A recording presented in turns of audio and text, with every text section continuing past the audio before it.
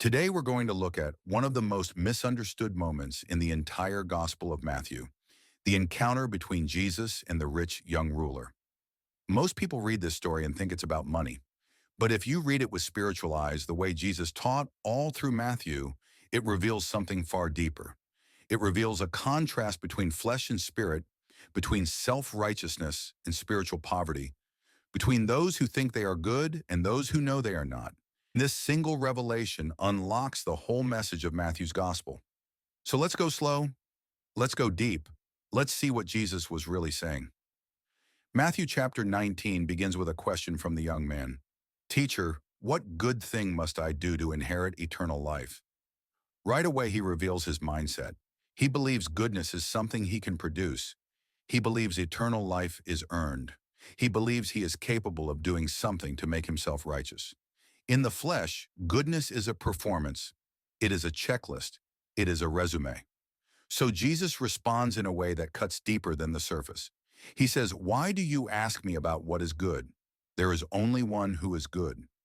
Jesus is not giving a theology lesson. He is exposing the young man's heart. Before we talk about eternal life, understand this: you are not good. And this is the starting point of spiritual vision. After Jesus lists commandments, the young man proudly says, "All these I have kept." That statement reveals his true riches. His wealth was not his money. His wealth was his self-righteousness. He sees himself as spiritually wealthy, spiritually accomplished. He stands before God thinking, "I have assets. I have moral value. I have kept the law." And Jesus is about to show him and us that the thing he calls wealth is actually the thing keeping him out of the kingdom. Because in the flesh, we believe things like, "I am good, I am enough, I obey well, I deserve something." But in the spirit, we discover the truth. There is only one who is good, and it is not us. When Jesus says it is hard for a rich man to enter the kingdom of heaven, he is not only talking about someone with money, he is talking about someone who is rich in self-confidence, rich in moral performance, rich in the belief that they are good. This young man was rich in the wrong currency. Jesus is not impressed by what impresses people. He does not measure righteousness by outward obedience. He looks at the heart. And the heart of this young man was filled with the belief he was already righteous. Matthew's entire gospel is a warning to those who believe they are spiritually wealthy but are actually blind to their true need. When Jesus tells him, "Sell your possessions, give to the poor, and follow me," most people focus only on the possessions. But sale of possessions was the outward picture of the real inner command. Give up the illusion that you are good. The money was not the barrier. His self-righteousness was the barrier. Jesus was not asking for gold. Jesus was asking for surrender. He was saying, "Give me your confidence in yourself." And that is harder to surrender than any amount of wealth.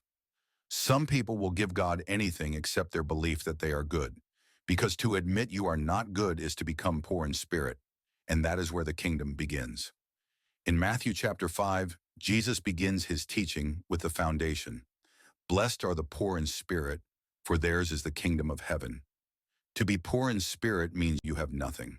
You are spiritually bankrupt. You cannot make yourself righteous. Your heart is wicked without God. Your goodness is like filthy rags. A spiritually poor person says, "I need mercy. I need rescue. I need grace. I need God." And Jesus says the kingdom belongs to them, not to the morally wealthy. Matthew 5 starts this message. Matthew 19 illustrates it. The rich young ruler had plenty of money, but he was poor in what actually mattered and rich in what destroys. After the young man walks away, the disciples are shocked. They say, "Who then can be saved?" Why did they react this way? Because in their culture, the good people, the wealthy, the successful, the moral, the disciplined, were assumed to be the closest to God. Jesus overturns their entire worldview. The people you think are righteous are far from me, and the people you think are sinners are entering the kingdom before you. Because the kingdom is not for the self-sufficient. It is for the broken, the desperate, the ones who know they are not good. This revelation isn't isolated. It's woven through Matthew from beginning to end. In Matthew 5, Jesus blesses the poor in spirit, the mourning, the meek, the hungry, the persecuted. Why? Because these are the spiritually empty, the ones who know they have nothing. In Matthew 6, Jesus teaches secret righteousness. He warns against doing righteousness to be seen by others. Why? Because the flesh wants to appear good, but the spirit wants to be transformed. In Matthew 9, he says, I desire mercy, not sacrifice. God doesn't want performance. He wants heart change. In Matthew 12, Jesus teaches that a tree is known by its fruit, not the fruit of actions, but the fruit of the heart. In Matthew 23, the Pharisees are exposed as whitewashed tombs, beautiful on the outside but dead inside.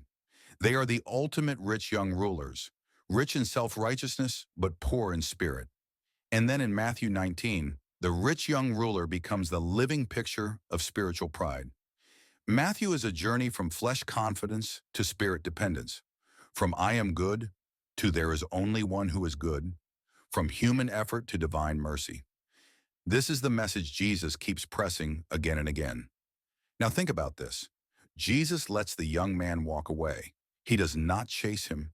He does not soften the message. He does not negotiate. Why? Because until the young man sees his own lack, he cannot receive grace. Jesus let him walk away because the kingdom cannot enter a heart that is filled with itself. God can save sinners, but he cannot save the self-righteous, not because he lacks power, but because they refuse to see their need. The message of this encounter is simple, but requires deep humility. You must become poor to become rich. You must see your lack to receive his fullness. You must surrender the belief in your own goodness to receive the goodness of God. The rich young ruler walked away sad because he loved his riches, not his money, but his self-goodness. And today Jesus asks us the same question. Will you give up the illusion that you are good? Will you lay down your moral resume? Will you surrender your self-righteousness for the righteousness that comes from God alone? Blessed are the poor in spirit, for theirs is the kingdom of heaven.